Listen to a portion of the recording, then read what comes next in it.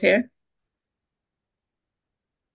So Hare Krishna, dear devotees, please accept our humble obeisances. All glories to Jagat Krishna Prabhupada. All glories to our revered speaker for today, Her Grace, Mother VRAJALILA Devi, and all glories to Samad Vaishnavi devotees. Devotees, we thank you all for being here. Today is Monday, the 7th day of April 2025, and it's Monday, the first day of the busy week.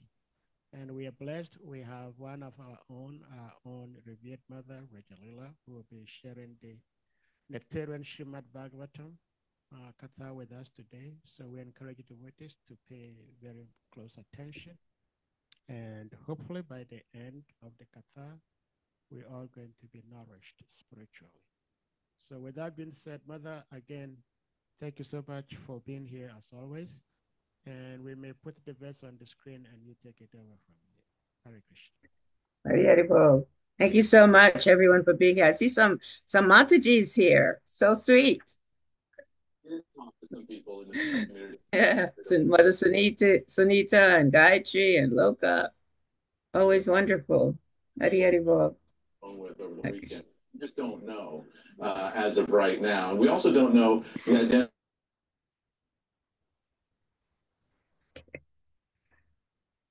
Okay. Om Namo Bhagavate Vasudevaya. Om Namo Bhagavate Vasudevaya. Om Namo Bhagavate Vasudevaya. So we're reading from Srimad Bhagavatam, Canto 3, Chapter 7, Text 17. And I'll do the Sanskrit and the synonyms. Yascha mudhat tamo loke, yascha budhe param gataha, tvabhubha shakamek edhete, krishyat antarito janaha. And the synonyms, Ya, one who is, Cha, also, Mudha Tamaha, the lowest of fools, Loke, in the world, Ya, Cha, and one who is, Vihe, of intelligence, Param, transcendental, Gataha, Gata, gone, Ta, of them, Ubho, both, Shukam, happiness, Adhite, enjoy, Klishyate, suffer, Antarita, situated between, Ana, persons. Srila Prabhupada's translation and his purport. Both the lowest of fools and he who is transcendental to all intelligence enjoy happiness, whereas, whereas persons between them suffer the material pangs. Purport. The lowest of fools do not understand material miseries. They pass their lives merrily and do not inquire into the miseries of life. Such persons are almost on the level of animals, who, although in the eyes of superiors are always miserable in life, are unaware of material distresses. So, although in the eyes of superiors are always miserable in life, are unaware of material distresses. A hog's life is degraded in its standard of happiness, which entails living in a filthy place, enjoying in sex enjoyment at every moment, and laboring hard in the struggle for existence. But this is unknown to the hog. Similarly, human beings who are unaware of the miseries of material existence and happy in sex life and hard labor are the lowest of fools. Yet, because they have no sense of miseries, they supposedly enjoy so-called happiness. The other class of men who are liberated and are situated in the transcendental position above intelligence are really happy and are called Paramahamsas. But persons who are neither like hogs and dogs, nor on the level of the Paramahamsas, feel the material pangs, and for them, inquiry about the supreme truth is necessary. The Vedanta Sutra states, Ata Brahmo Jignasya. Now one should inquire about Brahman. This inquiry is necessary for those who are between the Paramahamsa and the fools who have forgotten the question of self-realization in the midst of life in sense gratification. Om Jnana Gana Shalakaya Jakshur Anmulatam Yena Tasmai Shri Gurve Namaha Shri Chaitanya Manovishtam Stapitam Yena Bhutale Swayam Rupa Paramayam Dadati Swa Vedantikam Vandeham Shri Guru Shri Yuta Parakamalan Shri Guru Vaishnavamsha Shri Rupam Sagrajatam Sahagana Ragnatam Vitam Tam Sajivam Sadvaitam Sarabhutam Parijana Saitam Krishna Chaitanya Devam Shri Radha Krishna Padam Sahagana Lalita Shri Vishakam Vitamscha Hey Krishna Karuna Sindhu Dinabandhu Jagapate Gopesha Gopika Kanta Radha Kanta Namastute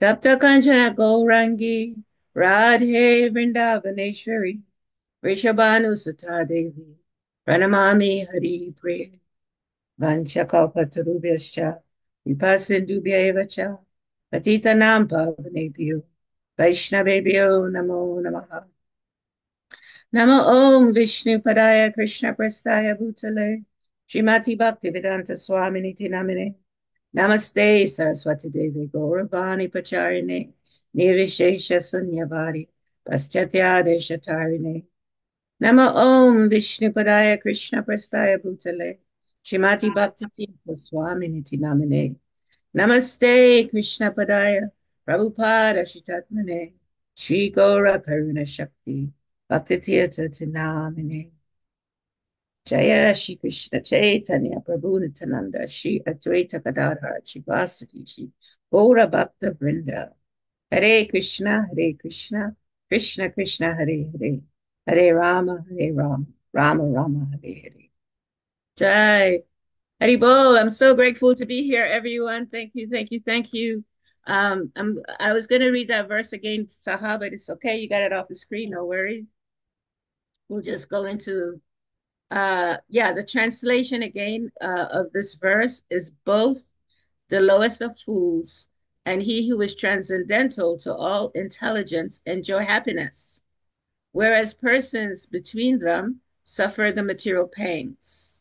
So this is such an amazing, wonderful verse of this continuation of the pastime of Vidura inquiring from Maitreya, and where we're learning about people like us that have been in that middle ground, middle walk, so-called, of life, where we may not have been we weren't Paramahamsas. At least I wasn't a Paramahamsa, and maybe I wasn't exactly the lowest of fools, but I was in the middle there trying to figure it out. And I think many of us have been in that situation.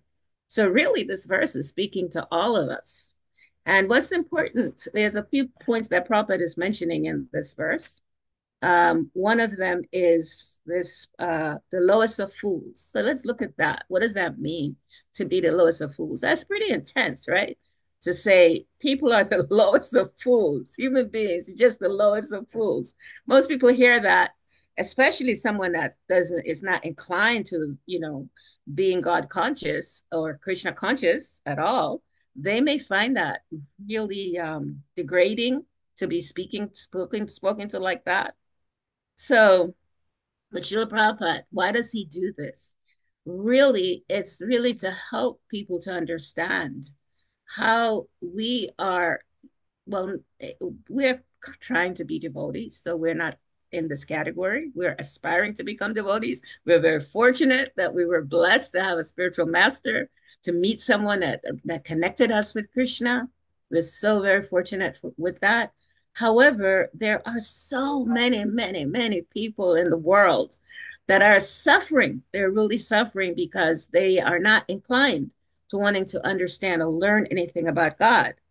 And so Prabhupada explains this very beautifully for us in the Bhagavad Gita. There's so many wonderful verses that explains to us why Prabhupada used this word, the lowest of fools. So if we look at Bhagavad Gita 1839, Prabhupada is speaking there about persons that are in the modes of ignorance, right?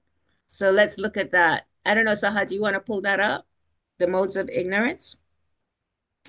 So Bhagavad Gita 1839, and the translation says here, and that happiness which is blind to self-realization, which is delusion from beginning to end, and which arises from sleep, laziness, and illusion, is said to be in the nature of ignorance. So basically, these are the people that, leave it there for a minute, please, Saha. These are the people that Prabhupada is referring to as those persons that are foolish. They're foolish because they think they're happy. They want to be happy, right? But they're trying to find happiness in the wrong place. Yeah, we can't find any happiness in the material world. We have some awareness of that. And what happens when people are in this mode of ignorance in general, they're not so much inclined to really appreciate life, even. You know, as Prabhupada says, these are some of the symptoms of a person that's in the mode of ignorance. They love to sleep, they're lazy, and yeah, and they're an illusion. They're an illusion and not knowing who they are. At the same time, even though they may have these symptoms, these symptoms of being covered in the world, they're still looking to be happy. They still want to be happy. They think they can be happy. And so in the Sanskrit, when we look at this word tamasam, it says in the mode of good, in the mode of ignorance. So these persons, they are actually in the mode of ignorance. And then we look again and it says shukam, they're looking for happiness. And then mohanam, illusory. It's not real. They can't find happiness. So this is why Prabhupada called those persons foolish. Not because Prabhupada just want to, degrade people and minimize them and not to, and just like make them think that, as sometimes we think in the material world, when you call people names, it's kind of like disrespectful. No, Prabhupada had the utmost respect for all human beings. And we know that because we saw the life that he lived. We know that, at that late age of life, he took that austere trip to come to America just to be able to give this knowledge. So no one would do that if they didn't care about people. No one would do that if they didn't have affection for human beings. And no one would do that if they didn't somehow or other think that perhaps they can help a little, even if not a lot. So Prabhupada, he had that mood of humility, thinking, I don't know. He said that prayer. I don't know why you're bringing me here, dear Lord. I have no clue why you're bringing me here, but there must be a reason, right? And so he came here to America, and we understand. People are still in this mode. There are many, many people that's in this mode of ignorance. And so Prabhupada says he speaks strongly because he wants to wake people up. It's like, wake up, wake up, sleeping souls. Get out the illusion, sleeping souls. Get out of this mood of just sleeping and thinking that there's joy in sleeping. There are many people that think like that. I just want to go to sleep because they just want to, the material world is just so hellish, it's so intense. However, they want to go to sleep and they say they find happiness in sleeping. I want to go to sleep because if I sleep, that's going to make me happy, right? But devotees, as aspiring devotees, we're not calling ourselves devotees because Prabhupada makes that distinction in this purport. He speaks about a paramahamsa, which is a realized person, a self-realized person. And so this distinction is important as we go on and talking about this verse, which is such a beautiful, beautiful verse. Thanks, Saha. So this lowest of fools, it's the reason Prabhupada refers to this so much and so strongly. It's because people are in ignorance, right? They're in darkness. They have no understanding. They're blind to self-realization, and that type of um, activity, those activities that they engage in, for example, where, Prabhupada talked about sleeping. Um, that's just Prabhupada is kind of being kind, really, because as we know, people that are in a mode of ignorance, they're like absorbed in drugs, they're absorbed in things that just keep them away from understanding anything about who they are. So they're lost. They get lost in the clouds of intoxication. They get lost in inertia. They get lost in self-destruction. And so when Prabhupada says you're a fool, it's in a mood of love. Wake up, please come out of this inertia. Please come back to life. Come back to life. And I'm sure many of us know people like this, and perhaps some of us have been there, and somehow we may have uh, been so much absorbed in the mode of ignorance before we met, someone that introduced us to some form of understanding God. We're not just saying that it's only Krishna. We're saying understanding God comes in many different ways. Krishna is so merciful. He's so kind that he'll appear. He'll come in different ways just to help us to get out of this mode of ignorance. So Krishna makes himself available so that we can understand, oh, is ignorance. Somebody loves me. How can I then start to at least begin to love God? And so we see there are many traditions where people are starting to understand loving God. Christian tradition, the Islamic tradition, the Baha'i tradition. There's so many different traditions, where people are awakening from that sleep of illusion, of deep illusion. Now, in the next part of the verse, Prabhupada talks about how a hog is so degraded, right? He says a hog is so degraded that that standard of happiness that a hog has is to live in filthy places. And I don't know if any of you have, I mean, I'm sure, some of you are in Africa and some of you are at different places. You've seen hogs. You know how they live. They eat their own stool. They cover their young people, their young ones, in their stool. They live in the gutters.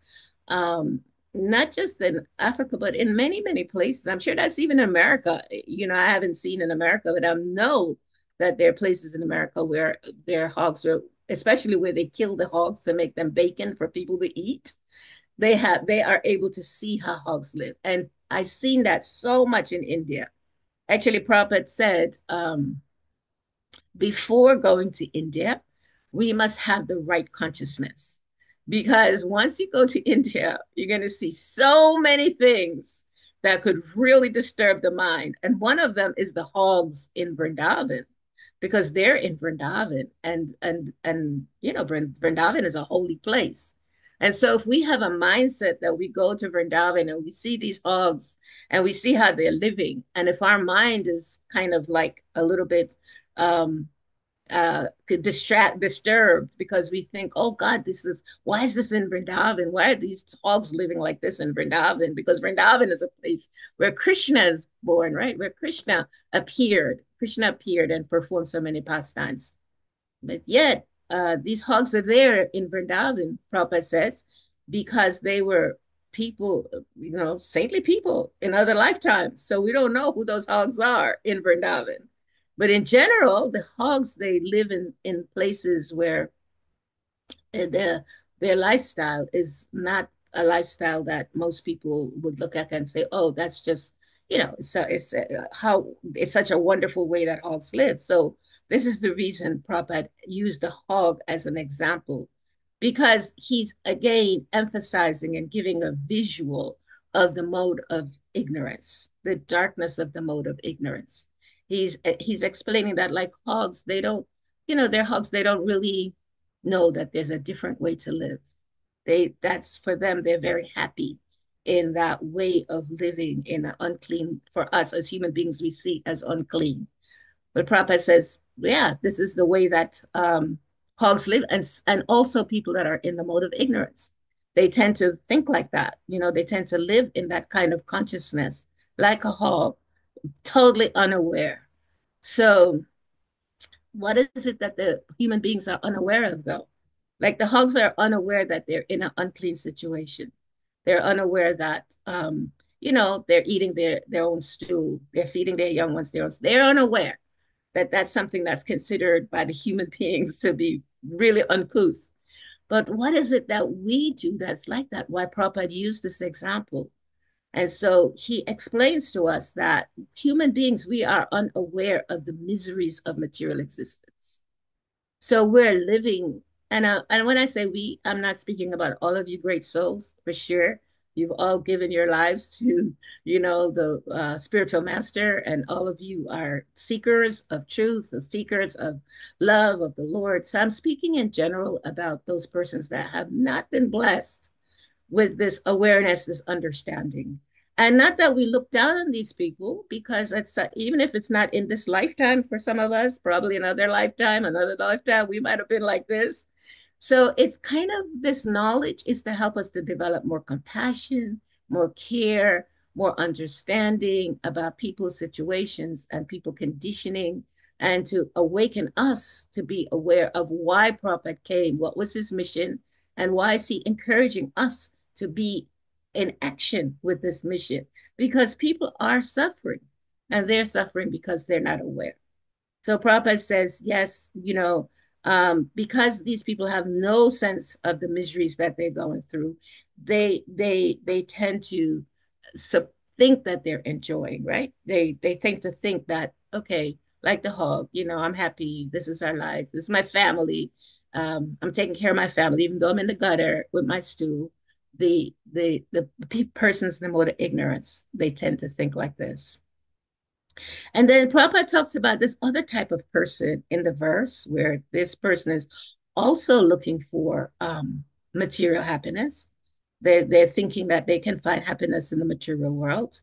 And he explains, he says, similarly, human beings who are unaware, they're unaware of the miseries of material existence and are happy in sex life and hard labor are the greatest of fools. So this is a human being, right?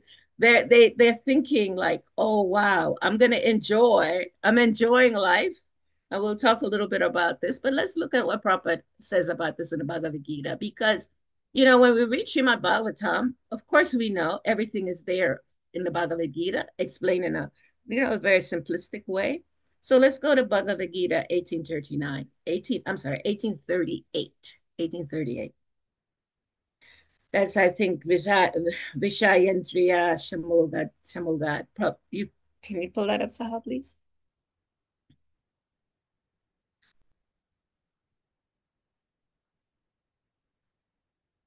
1838. Yeah. Okay. Vishayendra. Yeah. So this says, Prabhupada says in this translation, that happiness which is derived from contact of the senses, right? We in the second canto of Srimad Bhagavatam, we learned all about the senses and how the senses, work in us as human beings. So when we come in contact with with the senses, when our senses are in contact with objects, with the sense objects, so something we get attracted to, in the beginning, it appears like nectar. In the beginning, it appears so wonderful. You know, sex life is so wonderful when somebody is in that pleasure, when they have that moment pleasure, right? That moment pleasure that comes from sex lives, whatever, for everybody, it's a different period of time, but anyway, whatever it is, if it's 2 minutes, 3 minutes, 5 minutes, 10 minutes, whatever, people think, oh, this is the highest. Prabhupada does say that's the highest pleasure in the material world. Um, but when it's not connected to the source of the pleasure, then it becomes the person's greatest misery also, which is what Prabhupada says. But poison in the end is said to be of the nature of passion. So this mood, this passionate mood, is further described by him expressing, Prabhupada expresses that this mode of passion, he uses this example of a young man and a young woman. They meet each other and their senses drive them. This is not just for young people, though. This is actually for everybody. I mean, old men, 80 years old, are trying to have kids. So it's not young people, although in general, it refers to young people. Um, the senses, they drive that person, to have sexual intercourse. And in the beginning, yes, it's very pleasing. it gives a certain kind of pleasure, but in the end, at the end, it becomes like poison, because what happens is that sometimes, this is where Prabhupada speaks in the first chapter of Bhagavad Gita, when Arjuna is saying all the reasons he didn't want to fight, because one of them is that unwanted children, creating this population of unwanted children. And so one of the miseries that come from this promiscuous sex life, if you will, um, is unwanted children in the world, and that creates again so much distress, so much misery. But the part that I thought is so cool about this, Prabhupada explaining about this kind of persons, these type of people that are in the world, is that I was one of those persons, and I think about that. You kind of work hard, For me, it was like going to school thinking, oh, I'm gonna, get this degree, finish this degree, and then I'm gonna get this job, and then I'm gonna party. I'm gonna travel all over the world and party. So you work hard, you party hard, and you think that's pleasure, that's happiness, that's enjoyment. And most people, so many people, if they get a little bit aware, then they start, thinking, okay, I'm going to get educated. I'm going to get intelligent. I'm going to use my intelligence to get educated. But why do they do that? What's the reason for that? Because they want to get a job to make money. But why do they want to get the money, right? The money is to enjoy the things that are in the material world. And that, as I can share with you, one of the reasons when I became a devotee at 28 years old, I said, please, Lord, don't ever let me have to go back into having those experiences that I've had in my material life. Please. And I think Sati is here. Sati can relate to this. I know, because material life can kind of beat us up, It can really beat us up, especially when you're in a woman's body and you think like, oh, I got this under control. Yeah, I think I could do this. I can get this education. I could be with this man, that man, the other thing, whatever. But in the end, it's miserable in the end, because the guys, they leave. You know what I mean? When you don't want them to leave, or the girls leave when the guys don't want them to leave. So many things like this happen in the material world. That's absolutely in the mode of passion. So Prabhupada, here we talk about like I can't remember who said this, but it was really no fun, absolutely no fun, no fun at all, material life. But this or enjoying, trying to find happiness in the mode of passion is no fun. It just brings material miseries at some point. So somebody I was reading referred to this as the grunt and groans approach to living life. Grunt and groan. It's like, okay, I'm gonna keep doing this, but it's hard, yes, but I'll get a little pleasure on Saturday night or Sunday in the day or something like that. And people just working hard for no purpose, no reason. They take the money and they just, blow it on things that are irrelevant to understanding their true self. And, just the mind fumbling for entertainment, the mind looking for ways to enjoy in this material world. Prabhupada calls it chewing the chewed. We just keep chewing, and no, after a while, the sugar cane, there's no juice, can keep chewing the sugar cane and there's nothing there. So this kind of seductive process in the material world that is there. Maya Devi, she's a servant of the Lord. So she's there to make this available for people that want to be in those modes. They make those choices. So this kind of everyday go-getter person, and somebody could say, well, devotees, they kind of sometimes have that mood. We got to work, we got to do, we got to kind of get do things to make money. We got to take care of our families.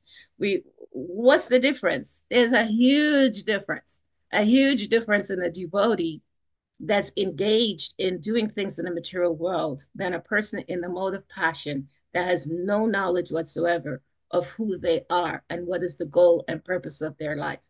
Even a devotee that's endeavoring, that seems like they're working so hard, they may be working so many hours. Like we recently was with one of our friends, and the young boy, he's young, he's like 20, I think he's like now 22 or something like that.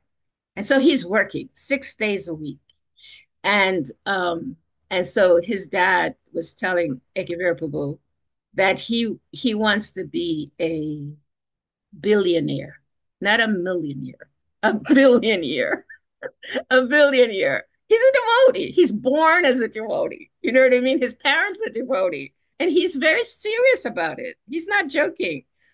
However, the thing that's different, what's different with this young man, even though he appears to have the same desire as somebody fully in the mode of passion, he it was so happy on his day off to be in the temple. I saw him Sunday morning and he was smiling from here to here. He says, "My day off. I came to take darshan of the Lord." People that are in a mode of passion, they have no knowledge about taking darshan of anyone in most cases, right? Maybe sometimes people have some awareness of something spiritual. Um, and that's very wonderful. That's just very wonderful for those souls. But however, yes, we always want to understand what is it that it's being used for. We always want to understand like what are we even when we're working hard and we might have some spiritual values, it's kind of like, am I doing this for the pleasure of the Lord, or am I still doing this for my pleasure, for my enjoyment? So Prabhupada explains this to us and says that this kind of happiness is just, we will never get that. We will never be satisfied with that happiness that's in the mode of passion. And the last mode that Prabhupada talks about, of course, he says this happiness. Um, I'm sorry, what's the last part of this verse? Sa, there's, I think Prabhupada says the people in between. So they could be like people that are developing the mode of goodness. They're like in between. They're not fully ignorant. They're not fully in the mode of passion. They're not necessarily in the mode of passion. Persons in between, they suffer the material pangs. So people that they have some awareness, and they're very fortunate, they're very blessed, maybe even to have some knowledge about God in some way, maybe not absolutely an understanding who God is as a person, what God's activities are, what God looks like. They may not be so blessed with that. However, they do have some awareness. Sometimes people like that, they're in a mode of goodness. They may do wonderful things. Prabhupada explains, like they can build hospitals. They're like good Samaritans. They want to heal, help people. They they want to do things to make the world better. Our spiritual master, His Holiness Bhaktitirtha Maharaj, he calls people like this social reformers. They want to, people suffer and they're very empathetic, so they really want to help.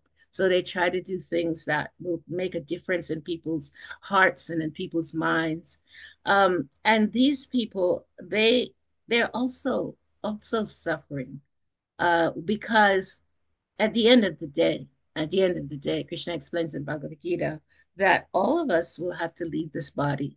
And Prabhupada says, Krishna, as I explained to Arjuna, depending on what we're thinking about at the time of death, that's what we will receive in the next life.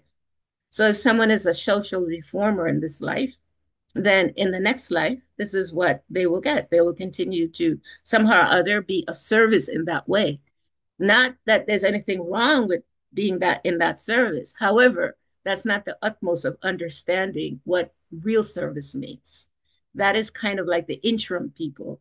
They're moving towards the path, and certainly Krishna will assist them at some point. It may not be in this particular lifetime, however, in some lifetime, because they're trying to assist other people. They're in a mode of goodness. And then Prabhupada talks lastly about the Paramahamsas. He talks about the pure souls. And that's, for us, it sounds like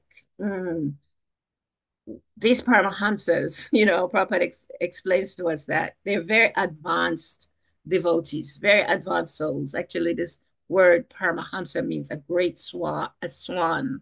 A swan. We hear about the swans, they take the best You know, they can take the best out of any situation that they're in, right? In any dirty situation, they take the best out of it. So the Paramahamsas, they're devotees that are beyond material intelligence. They're beyond the mode of goodness. They're beyond the mode of passion, beyond the mode of ignorance. Their pleasure is to do everything that they do for the pleasure of Krishna. They're fully aware that their whole existence in life, no matter where they may be, is purposefully for this for service to Krishna. Now, that's a very elevated situation. It's a very elevated position. Um, their devotion is often not understandable in this world by most people. Most people don't understand, someone that's fully, completely dedicated to the Lord. Our spiritual, back to His Holiness Bhaktitirtha Swami, our revered spiritual master, he wrote a book called Surrender. And that book helps us to understand what it means to develop this mood of full surrender to the Lord, of endeavoring to follow in the footsteps of the Paramahamsas, to understand their position. So these Paramahamsas, they're considered to be like the pinnacle of devotion. They're dedicated, and their relationship is fully between them and Krishna, them and the Supreme Lord. So, okay, so this purport is just really wonderful. It's just really beautiful. And how does it help us, right? Because Prabhupada says we can't be transcendental until we come to the mode of goodness. So let's look at the mode of goodness. What does that mean?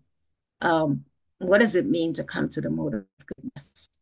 Even as we are practitioners of bhakti, we want to ask ourselves, am I doing this practice at least in the mode of goodness? Because we can practice bhakti and still not be in the mode of goodness. And that's alarming for lots of people. So what is the mode of goodness? How do we understand this? So let's look at Bhagavad Gita 1837, Saha. That's Yatadagri Vishamiva, that verse. And let's hear what Prabhupada says about the mode of goodness. And he talked about this in the purport. So here, that which in the beginning may be like poison, but in the end is just like nectar, and which awakens one to self-realization, is said to be happiness in the mode of goodness. And so anyone that's looking for real happiness, true happiness, they need to at least be in the mode of goodness, at least come to that level of awareness as a human being. Now, once a person comes to that level of awareness as a human being, then they can start understanding more about what it means to be a Paramahamsa. Who are the Paramahamsas? This gives us like a window of looking once we're in the mode of goodness. Oh, I can develop this mood of really truly loving God. My character now is one of being an example, for others. And the scriptures explain to us, the qualities of a person in the mode of uh, of goodness.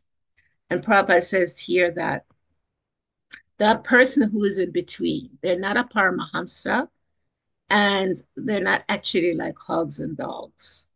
That type of a person, their purpose is for inquiring, is to inquire about who God is. Why am I here? What is the purpose of life? And fortunately for everyone on this call, you have made those questions.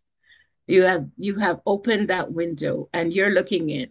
And so now the question is, are we ready to become Paramahamsas? That's the question for us. How are we on that track of becoming a Paramahamsa? Can we become a Paramahamsa? Is that possible for us? Do we want to become a Paramahamsa? How does that happen? And so this is how Srila Prabhupada and our spiritual masters right? They have been endowed with this question. And so they exemplify living this question for all of us.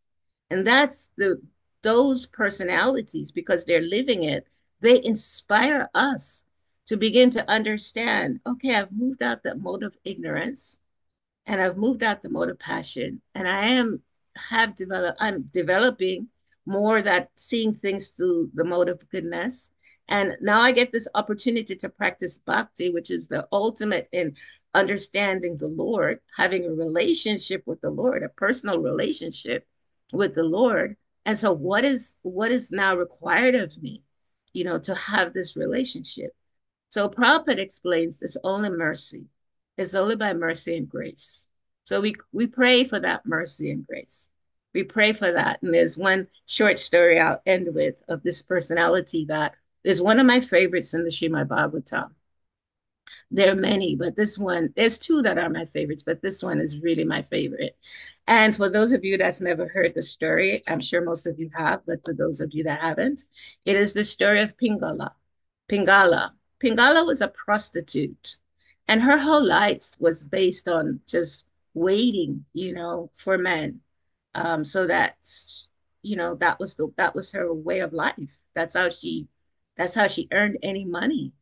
And so we could say like Pingala was like somewhat in the mode of ignorance, or maybe more in the mode of passion, because that was her job. She was a prostitute, and she was good at it. And she would wait for these men. At some point, though, her business wouldn't always work so nicely, or it wouldn't always flow. And so she would be waiting for these men. And because Krishna, the Supreme Personality of God, is within our heart, we can cry out to Krishna in the times of the most distress. And for her, those times of the most distress came when she would be waiting for these men, and there wouldn't be any customers. She would just be waiting. And so what happens is that the Lord in the heart gave her some reflections or some understanding to ask the question, why am I doing this? Why do I keep doing this?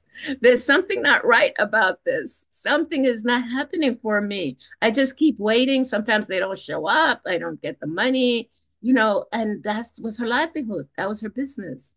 And so Pingala, she, at some point, she started realizing this is not the way to live. Is not the way to live. And she actually started reaching out for help, for understanding more about why she was engaged in this activity that was not bringing her any real happiness, any true happiness. And so she started trying to investigate how to get true happiness. How can I get this true happiness? And because Krishna is so kind, Krishna comes to everyone, every living entity when they cry out. So then Pingala got knowledge about the Supreme Personality of Godhead. And Pingala's life became totally transformed. Totally. She became a devotee of the Lord. And when we read about her, we learn that any one of us, may have come from some existence that was just not very nice, but somehow or other, by the mercy and the grace of the Supreme Lord, and by that desire of us at least wanting to come to the mode of goodness, the Lord reveals himself, and the Lord helps us. The Lord holds our hand through someone, or some reference from his book. So that's why Vidura is inquiring here in the Bhagavatam for Maitreya, even though Vidura is aware, he's perfectly a servant of the Lord, but he's inquiring for our benefit. And that's why we have stories like Pingala, we have stories like Chintamani, we have stories in Ram Leela, so many pastimes of personalities that just were covered, totally covered. But we see that in their life, they became transformed. So that's available for each and every one of us. And the question is for us, are we ready? Are we ready for that? So I'm going to leave you there, guys, and I'm open to hearing from you how ready you are. Nataigora. Hari Hari Bol. I'm kind of ready. I'm not sure how ready I am, but I'm kind of ready. I'm like, I'm like still praying. I'm holding on, to my revered spiritual master's Dodi, and I know he's got Prabhupada, and I'm like, oh, please, please help me. Let me keep reading the Stir of Pingala. Help me, dear Lord. So yeah, where are we? Hare Krishna. There's some comments. Thanks, Saha. Thank you Yeah. very much. Thank you so much for the wonderful Krishna Katha. So beautiful. Uh, Lots of lessons. Dear devotees, if anyone may have questions, comments, realizations you may want to ask or share, please indicate by using the hand emoji or your physical hand, and you'll be asked to unmute to ask your question or share your reflections. I got to see Atma at New Vrindavan yesterday. That was very wonderful. I see Yeah, Atma's on this class. yeah, she's here. Yeah, it's so nice. Ram Nomi. Yeah, Hare Krishna, Mother Raj. Hey, It was Haribo. wonderful seeing you. Yes, you too. Can't wait to see you again. Yes, very soon. yeah. Hari Hari. Hare. So where are you in your becoming a Paramahamsa?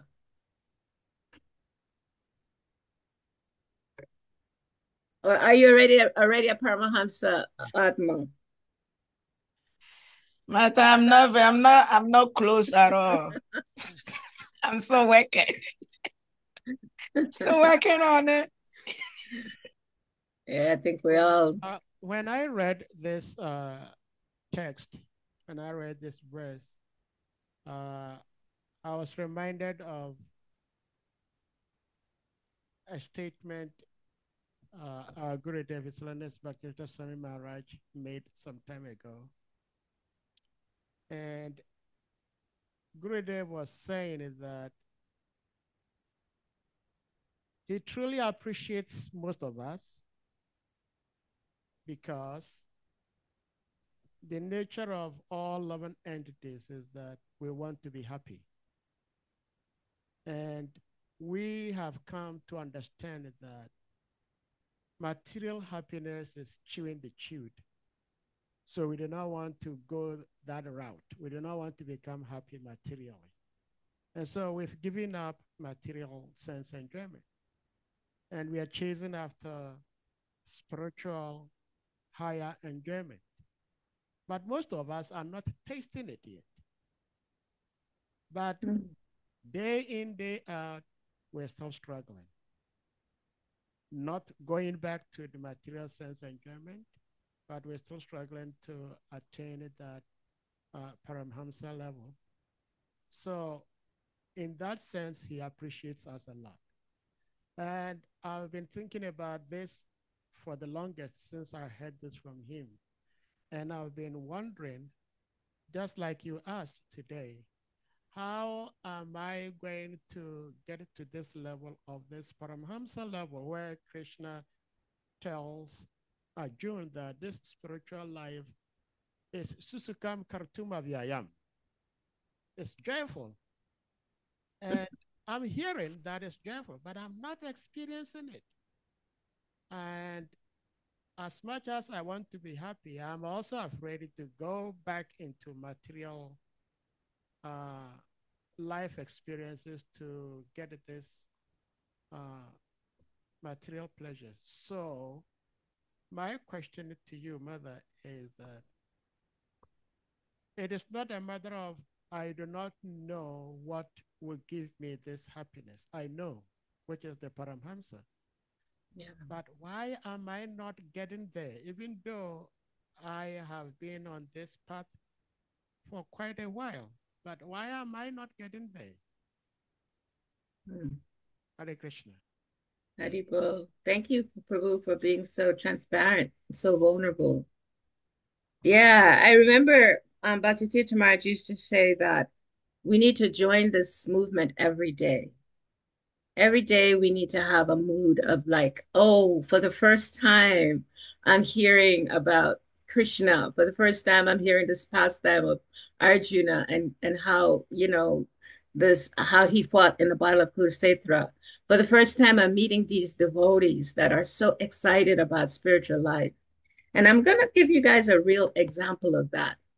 So here there's the reason I went to New Vrindavan, I shared with you, Saha, is because of this person, this special person that has this mood, this new mood of joy, of wanting to learn, to grow, to understand, to be with the devotees. And so this person I told you, I said, the reason I can't come to your program on Saturday is because we got to go and be with her. And because she had flown all the way from Colorado to come to be at this program in New Vrindavan.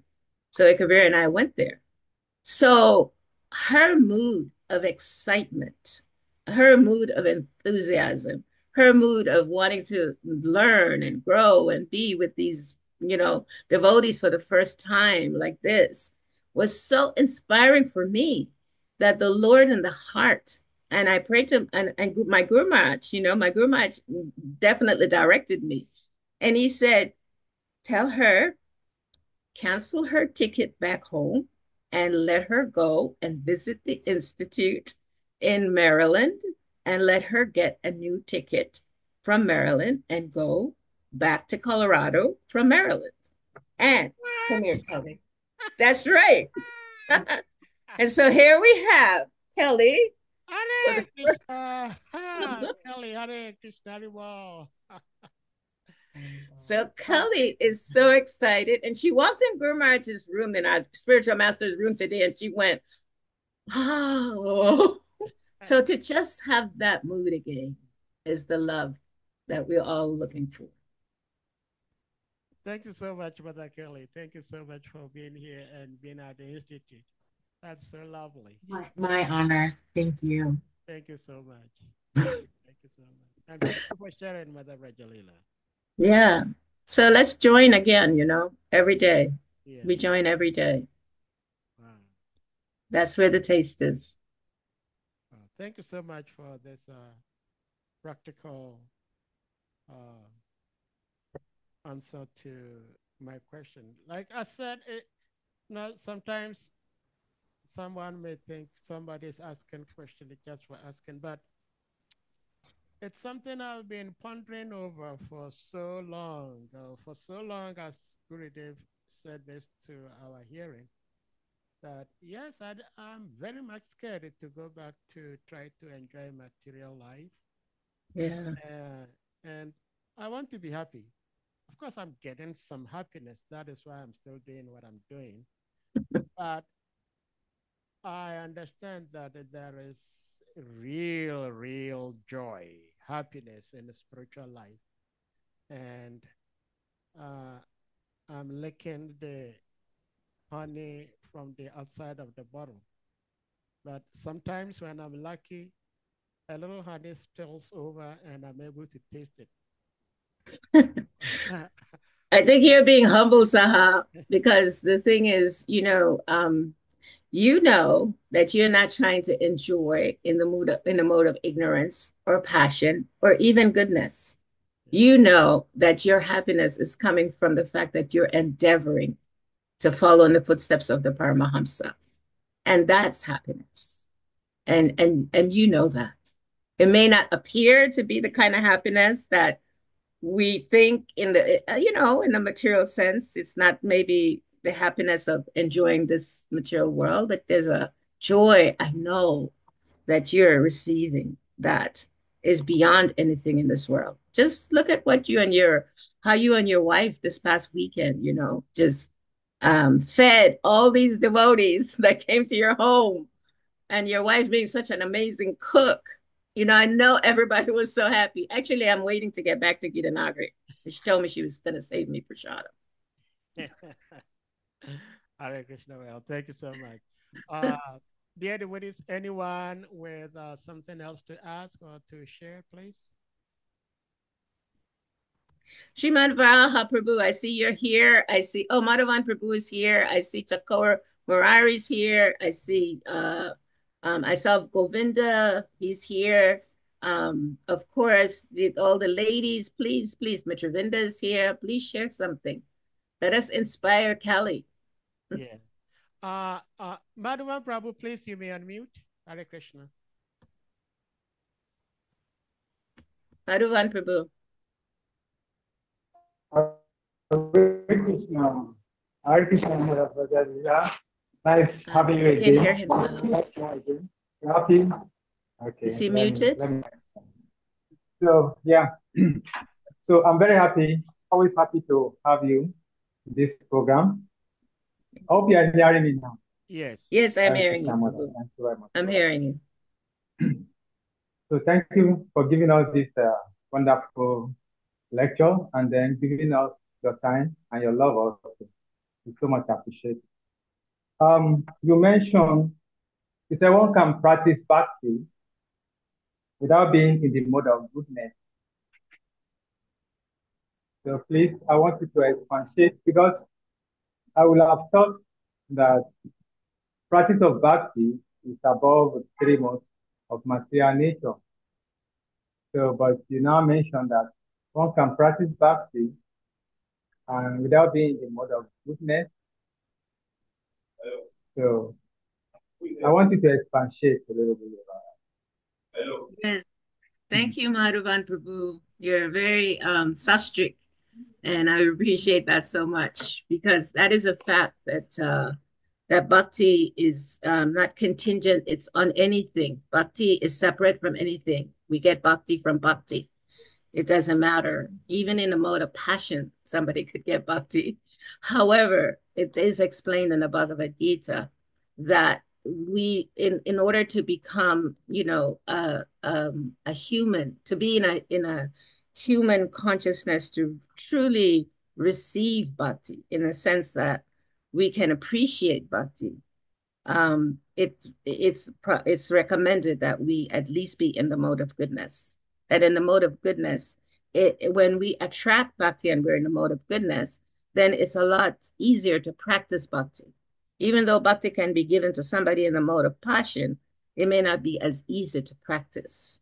Yeah, because when we're in a mode of passion, let's say a person likes to sleep. One of the things about the practice of bhakti is to sleep for like only what 6 hours, right, at the most. Maybe 8 hours, if, depending on our body. So there's no way in the practice of bhakti that we would experience happiness if we're in a mode of ignorance, wanting to sleep 14 hours, 20 hours a day, and there are people like that. So even though a person like that can be given bhakti, what would happen is they would be in a temple, or if they are fortunate to be in a temple environment, they would get woken up, right? At 4 o'clock in the morning. So it's like, shake up, wake up, 4 o'clock in the morning. And so Krishna is so kind. That person somehow became eligible by the mercy of a devotee, and then they have to go through the practice. So bhakti is a practice. It's a practice. So it's easier if we're in the mode of goodness. And thank you, Madhavan Prabhu. Is that okay? Thank you. It's okay. It's okay. Is there something you'd like to add? Would you like to add something? Okay. They said bhakti is in 2 stages. Sadhana bhakti and raga bhakti.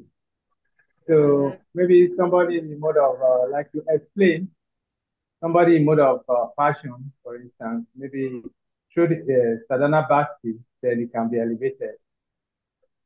Just like when they wake him up and he can become elevated to raga bhakti. Yeah. There's a lot of people now that's speaking about Raganuga Bhakti, and they're not really ready. They're not really even clear with their practice on Sadhana Bhakti. So, yeah, that's a nice point that you're making. Thank you so much for that, Prabhu. Murari, Thakur Murari, Haribo Prabhu, Thakur Murari in Jamaica. How are you? Yeah, Hare Krishna, dear devotees, please accept my humble obeisances. I'm close to Srila Prabhupada. So, thanks as usual for the presentation and the reminder of that story with Pingala. I'm reminded that my mother used to say that this disappointment is for a good cause. So I usually say, how come? But then I think there's a part in the Pingala story, it says, a highest form of pleasure is disappointment. But they say, how come? So I'm reminded of some of the stories of my life when there were times when I wanted to get some sort of promotion in a job and didn't get it. After a while, I said, maybe if I got it, I wouldn't have been happy. So, thanks again for the, Pingala story. And also, it's saying that there are two types of persons that are happy, so thanks for the presentation. And nice to see the moonlight faces of devotees. Hare Krishna. Thank you. Thank you, Takumari Prabhu. Thank you Yeah. so much. Yeah. So always wonderful to see you on this platform. It's nice to see all the devotees. Yes, that's right. And also, yes, to remind ourselves that it's nice to say, let's join every day, say, wow, let's join up every day. That's a nice thought. So That comes from Bhakti Tirtha Maharaj. He always encourages us like that. Join this movement every day. And that will get and we can see it when we try to encourage new people that are just coming, and we see the enthusiasm they have. And then it's like, oh, Krishna, please give me that again. Please let me have that. So yes, thank you for that, Prabhu. Now I'd like a few of you to just give some word of encouragement or support for to Kelly, my dear friend. She's a part of our family, and she's gonna do a lot of wonderful service for for our mission of spreading love of God. And so maybe some of our devotees on here, can you kindly say a few words of encouragement? Well, Hare Krishna, thank you so much. Edward, give me a second, please. Prepare to give your words of encouragement to Mother Kelly. But before then, I just looked it up on Google, and there is a very nice response to affirm what Mother Vraj was saying in regards to Madhavan Prabhu's question.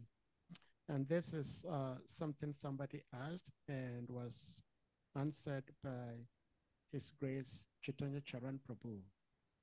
And he says, why do we need to be in the mode of goodness to practice bhakti? And he answers by saying, why is it necessary to come to the mode of goodness to practice bhakti? If bhakti is transcendental and does not depend on any material condition, can't it be practiced being in the mode of passion or ignorance? Sir, it looks as if you are breaking up. Is it for me alone or is for everybody? It looks as if you keep. And yes, it's low. Yes, the audio is low. Your volume is low. Yeah. Okay. Yes, but yes, it's low. Okay, thank you. So the answer states, hold on. The answer states that the mode of goodness is not necessary to initiate bhakti, but it is necessary to sustain bhakti. So these are two important things. Mode of goodness is not necessary to initiate bhakti, but the mode of goodness is necessary to sustain bhakti. Hare Krishna. Thank you for that, Sahab. Thank you. Thank you. Now, devotees, you may share your kind, encouraging words to Grace Mother Kelly. And I'm gonna just call in a couple of devotees because last time Govinda wanted to ask a question, but we got off earlier, and I saw his hand too late. We were already off, and I remembered that. So Govinda, Prabhu, let me introduce you. Kelly, come over here. I'm gonna introduce you to our family here in Africa. So this is Govinda. He's one of our senior devotees. He's from Ghana, and he's an incredible, incredible father, and he's amazing devotee. He's dedicated his life to His Holiness Bhaktitirtha Swami, who Kelly loves. And Govinda, a few words, please, of encouraging, inspiring her.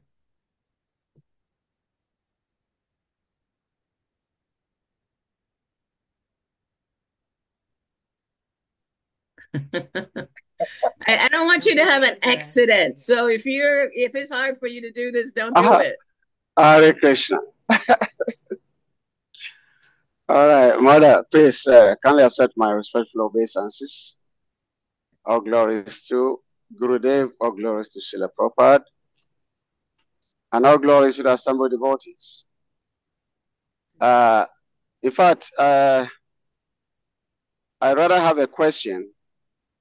So if I can be allowed to ask the question I have, I believe Mother Kali, once she is with you, she is already encouraged because you are the storehouse of mercy. You are living right in a house of mercy. Yeah? So therefore, you're full of mercy, you're full of love, you're full of grace. And once she's with you, I will only ask her to kindly uh, uh, take your association very seriously, and whatever word that you will tell her, she should take it to heart and try to implement whatever you have asked her to do, because you have become a magnet because of the instruction that you have received from your spiritual master. And so that's why Kali is attracted to you. And not only Kali, but all of us are attracted to you because of your seriousness, your dedication, your love for Meditator Maharaj and his instructions. You have also become a magnet. And so therefore, I will only say that Kali, Mother Kali, please take Mother VRAJALILA Association very, very serious. And every word that she will tell you, please take it seriously and apply it in your life. And you become exactly like her. You develop love for Krishna. And at the end of your life, you go back home, back to Godhead. That is what I will say to Mother Kali. And my question is about the Paramahamsa. The Paramahamsa that we know in the scriptures, they are fully surrendered to the Lord. Surrender, to my understanding, is not about anything external. It's actually internal. And so therefore, the body can't give up any material activities and just, sit at one place or disengage anything that facilitates the material sense gratification. But the detachment is actually from the heart. And so my question is, how does the man in Kali Yuga become Paramahamsas? Because Arjun was a warrior, but he was loved by Krishna. And there are so many names that we can mention. They were all loved by Krishna, just like the cobbler and the Brahmana. The cobbler was simply a simple devotee doing a low class so-called work, but he was so loved, with the Lord that he was ready to go back to Godhead without even him knowing. But the Brahmana, who was so sure that he was going to go back to Godhead, was disappointed. And so how does a man in Kali Yuga become a Paramahamsa under all situations? Okay. Haribol Govinda. Hare Krishna, Mother. In terms of the first comment you made, I want to say how I am inspired by Kelly's enthusiasm. So that's I mean it's reciprocal in our relationship, because certainly no matter how senior we might think we are, we can always grow more from another person's association. So her enthusiasm is helping me so much, and I appreciate it. So when we think of Paramahamsa, this is a person that's fully devoted to Krishna, no matter whether they're a Brahmin or a Kshatriya or a Vaishya or a Sudra even.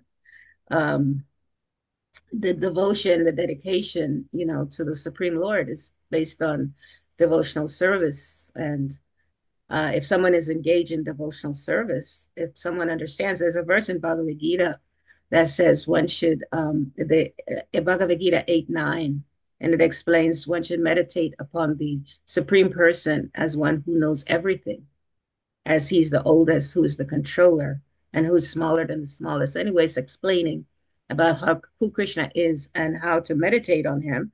And that's there for everyone. It doesn't matter what their varna may be. It's not based on the varnas. It's not based on, the designation or the title even. It's based on our devotion to the Lord, and it's based on our engagement in pure devotional service. So as we engage in devotional service and as we engage in understanding that we're moving through this ladder of anartha nivritti, eventually we will come to this place where we're developing this pure love for the Lord, pure devotion to the Lord. So the idea is to become a Paramahamsa. I mean, Krishna, it's explained we're already pure, right? As you know, Govinda. Anything I'm saying, Govinda already knows. So I'm just sharing this for my own purification. We're already pure. We're already pure. We're already pure souls. We're already Paramahamsas, actually, all of us. However, we've forgotten, because Paramahamsa simply means one that's fully dedicated to the Lord. So we've forgotten because we've been caught in the different modes of material nature. This is why we came into the material world. And now we've been fortunate, so very fortunate, that we've been able to disidentify ourselves with the different modes of material nature. And we have started on our journey of remembering that we are Paramahamsas. So it's in this journey of remembrance, and the connecting tool for remembering is engagement in devotional service. So if we can find always ways to engage in devotional service, and one of the most important ways of engaging in devotional service is simply to call on the holy names of the Lord. So this morning we had Kelly. She actually was downstairs in the temple room even before me, because I was doing something else prior to, I was trying to get ready for this class. And when I came down to the temple room, she was in there chanting. So I was like, okay, she got the memo, because that's the memo. So if there is a memo to become a Paramahamsa in this life, to remember who we really are, it's just calling Krishna's name. We cannot. That's the remedy. That's the anecdote or antidote, whatever that is. That's what's going to cure us from whatever. That's what becomes what starts out to be all the stuff we do that's poison in the beginning. It's nectar in the end when we call on Krishna's name.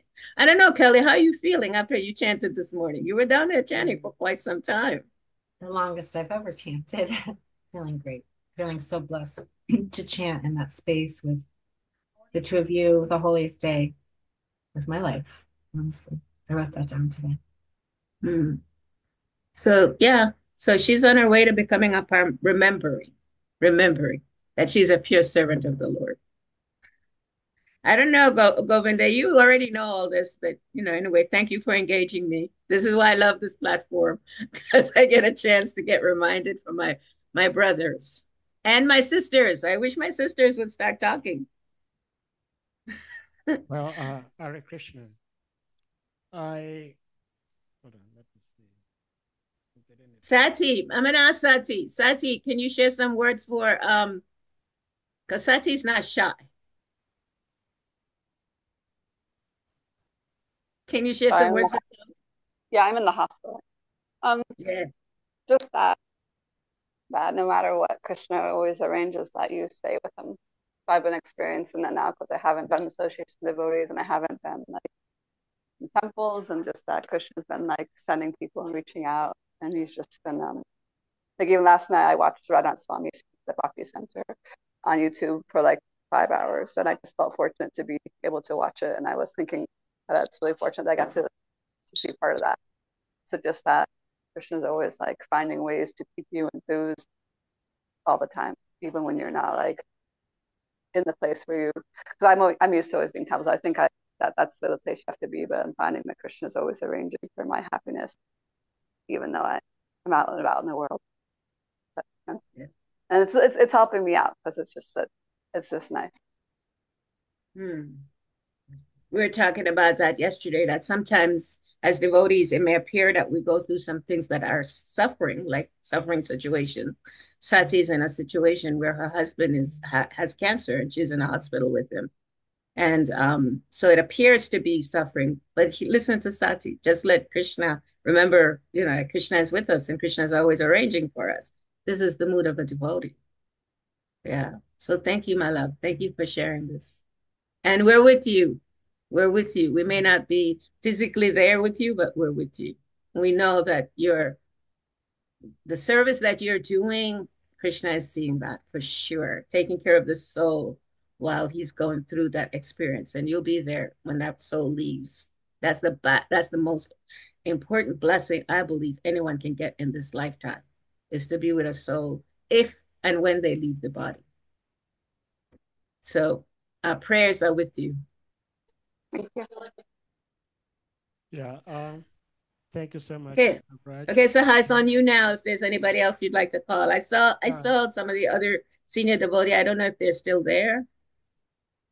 Madasati, can you hear me? Am I audible? Yes, I can hear you. Your voice is low, but I can hear you. Yeah. Let me see. Well, Sati, just like Mother Raj said, please remember that even though most of us may not be able to be with you physically, but spiritually, we are all connected, and we're praying for you and your dear husband. Please convey our... Oh, Haribol, Prabhuji, Haribol. Hare Krishna, Prabhuji. We're all praying.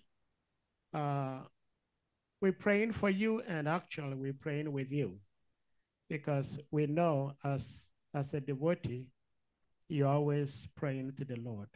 That is who we are, and that is what we do. But at this point, we're all doing it together. And even though we may not be with you physically, I think the last time we met in person was when we met in Philadelphia. I think that was the last time we met in person, personally. But we are with you all the time in prayers, and we understand it's not a very comfortable situation, but you are a devotee, and even though some of us may not be qualified to speak to you, but we're doing what we're doing as a matter of love and care, that we try to share our hearts with you. The Supreme Lord never abandons his devotees. So the Lord is always with you, no matter what difficulties you may be going through. And we pray that the Lord lightens up whatever discomfort you may be going through. And our love, Hare Krishna. Thank you so much. Sati, thank you for the opportunity for engaging us and also letting us know what's going on, so we can all share our hearts with you. Actually, I was thinking how Krishna takes care of us in so many ways, because environmentally, from what I can see, even though you're in a hospital, it looks like a really nice place. Like you have a good view. Hey, there's your nurse. Sorry, Paul, you should bring her so we can say Hare Krishna there. Yeah. Yeah, and please, looks like you have quite a few servants with you. Krishna sends so much helpers, so many helpers. Yeah. Oh, so many helpers. Very well. Thank you, Sati. But we're sending you hugs. Yeah. Hugs. Thank you. Appreciate it. Very cool. So, devotees, anyone else with something to share or ask before we call it a day? We've been here for almost 90 minutes. It's like a soccer game. So can I hear from Heart Chakra? Heart Chakra, I know the flower Vaishnava. Can we hear from you for a bit, just a short minute? Heart Chakra is our family in Gita Nagari. So Kelly's going to come next time to Gita Nagari. He has a whole dynasty. Yeah, a great he does. He has 5 girls. Yeah. Heart Chakra, are you able to come through for a minute? And if not, then I don't know if Sriman Varahacharya is also free. Maybe he can also say a word. Yeah, I think Varaha is gone. No, he's still here. Is he? Okay. Varaha Prabhu, please share a few words. He might not be available. Varaha is in Lome, right? In Lome, which is in between Nigeria and Ghana. And Mitra, oh, is he? Are you available, Varaha? No. Okay. What about you, Mitra? Are you available? Oh, here's Varaha. Haribo. I'm sorry, I'm driving and I'm trying to concentrate also. Hare Krishna, please accept my humble obeisances. All glories to Gurudev, all glories to the assembled devotees. Thank you very much, Mataji, and we are very happy to have you online today, as well as Mother Kali. Very nice to meet you. We appreciate your delivery, and even though sometimes we are not in position to fully concentrate on the message. Like Mother Sashi in the hospital, Govinda Prabhu on the wheel, I'm on the wheel also. And in between, we're trying to hear Krishna Katha. It's not easy, but we thank you very much for being here and sharing with us. We hope another time we will be able to also share something. Thank you very much for calling my attention. Hare Krishna. Thank you, Mataji. Hare Krishna. Thank you, Prabhu. Thank you very much. And any last person? Mitravinda, are you able to come through? Mitravinda is not a shy person. Mitravinda, the chaplain. Yeah, the ladies that are not shy. His heart chakra must not be available. This is his busy time. People are getting flowers right now. Thakur Murari has something to say. Oh, there's heart chakra. Haribo. He lives in Gidanagara. Hare Krishna. Dandava Pranam. All glories to you. All glories to Gurudev and all glories to Prabhupada. All glories to the assembled devotees. Like you said, I've been listening on and off.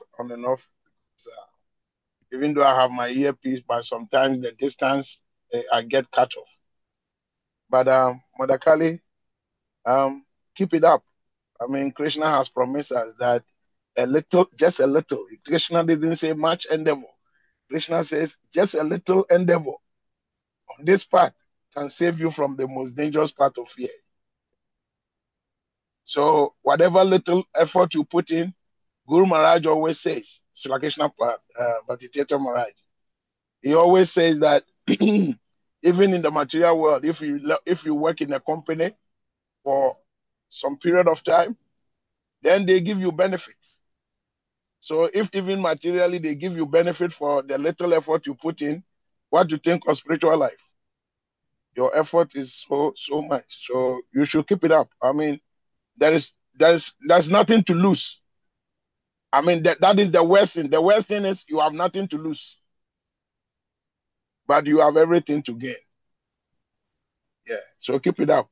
And Sati, Sati, as we know her, Sati is very fixed in her devotional life. And I hope Sati will understand that whatever Krishna has brought in her way, it's a blessing in disguise. And so we are with you. We will never forsake you. We'll always be there for you. So whilst you are there with your husband, be rest assured that you have God brothers and God sisters who are always behind you. And so, we pray to Krishna to give you strength and what do we call it? Increase your faith so that these little things will not deter you from practicing your devotional life. So keep it up, Sati. We are behind you. We are with you. Hare Krishna. Okay. Thank you. Thank you, Prabhu. Thank you, Chakra. See you back on the farm. I think Thakur Murari Prabhu has his hand up. Oh, Mitra. Mitra says, I extend. Sorry. Mitra Vinda. You want to read it, Saha? Go ahead in the chat. Mitra Vinda, unmute, please. She said she wrote it in the chat, Prabhu. She's at work. Oh, let me see. Okay, all right. So this is what Mitra Vinda Devi says. Hare Krishna, this is to Mother Kelly. I extend my arms openly to you, dearest Kelly. Welcome home. May your journey be smooth and sweet like cake frosting. And even if at times bitter, always relish the first taste and wait for the next serving. With love, your friend, Mitravinda Devi Dasi. Hare Krishna. There you go. Thank you. Well, there is something I wanted to share with what Harichakra Prabhu was saying. And this is one of hope and something that kind of push us to do whatever little service we can do to serve Guru and Krishna. It's like our impetus. This is Bhagavad Gita chapter 2, text 40, where Krishna himself states that in this endeavor, there is no loss or diminution, and a little advancement on this path can protect one from the most dangerous type of fear. So this is why we do what we do in our own little way to serve Guru, Krishna, and the devotees. And one statement Madhavan Prabhu also made. Okay, before we do that, let's go to Thakur Murari. He's had his hand up for so long, he may be tired. Yeah. Yes. Hare Krishna, please unmute. Yes, Hare Krishna Devi Bose again. So welcome to the family. And you are in the best, as you said, best medicine is Devotee Association or Sadhu Sangha. So, and as you said, there's nothing to lose, everything to gain. So keep it up and welcome back. We are on the way back home, back to Godhead. So you have a lot of friends on the road, journey back to Godhead. So welcome the family, and we are with you. Hare Krishna. Hare Krishna. Yeah. And also I have a verse from same Bhagavad Gita, as I think Madhavan Prabhu asked the question. This is Bhagavad Gita chapter 6, text 1, because Krishna and Srila Prabhupada, they're not asking us to stop whatever we are doing, to just become Paramhamsas, mean that you have to stop whatever you're doing. But this is what Krishna states. The Supreme Personality of Godhead said, one who is unattached to the fruits of his work and who works as he is obligated is in the renounced order of life. And he is the true mystic, not he who lights no fire and performs no duty. So this is what Krishna is telling us. And I wanted to share that. Thank you so much. And Mother VRAJALILA and Mother Kelly, we thank you so much for your association, and Mother VRAJALILA for the insight. And if you have any concluding words, you may say that, and then we'll bring this to a close. Thank you. I just want to thank everyone that's here. I know it's your precious time, and there's so much you could be doing, but you took the time to be here. I'm very grateful. I'm grateful to Prabhu. I see, your picture with that wonderful samadhi in the back. And Bhakta Hassan, who I met yesterday. It was so nice to meet them. Actually, I introduced Atma and Bhakta Hassan to Kelly yesterday. Good. And of course, our sweet Loka, Mother Sunita, Anadi, and Gayatri. Prayerfully, the next time I come back, you ladies will share some things. I'm always eager to hear from the Vaishnavis. And Sahadev, thank Hare Krishna, Mother VRAJALILA. Oh, Mother Yashoda. Okay. This is her Hare chakra's room. Yes. Hare Krishna. Thank you so much for the class, and also thank you for encouraging Mother Kali. Mother Kali, you're welcome. I'll see you in the farm. You're going to give us all the energy that Guru and Krishna has given to you, so we can all serve together. So we waiting for you in the farm. Hare Krishna. Hare Krishna. Haribo. Thank you so much. Thank you, Saha. Thank you for doing this amazing service every day. Thank you. And working. He works and he comes home and he does the service. And he works all night long. Well, Hare Krishna. Thank you, all devotees. He's a nurse. So, dear devotees,